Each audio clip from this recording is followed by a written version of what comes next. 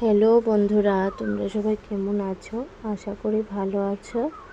আমিও ভালো আছি। তো আমাদের চৈত্র সংক্রান্তিতে কাপড় ধোয়ার পালা।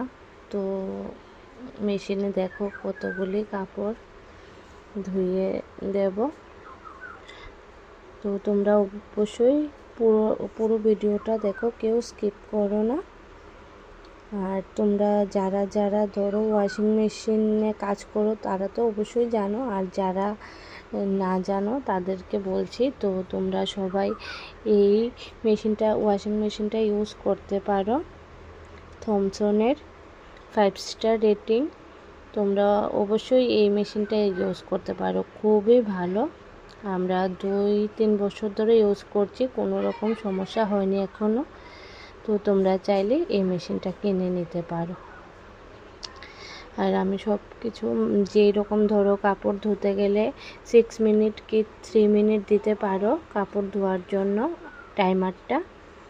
আর হেভিতে দিলে কাপড়টা ভালো পরিষ্কার হয়,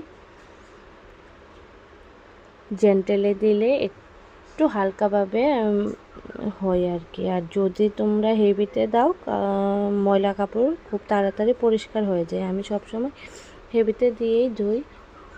তো মাম্মাম দেখো কি করছে, ও কাপড় দেয় মেশিনে, ওর কাছে খুব ভালো লাগে। তো তোমাদের ভিডিওটা কীরকম লেগেছে অবশ্যই কমেন্টে জানিও। দেখো আমি তোমাদেরকে দেখিয়ে দিচ্ছি কীরকমভাবে হেভিতে রাখবে সুইচ বটনটা।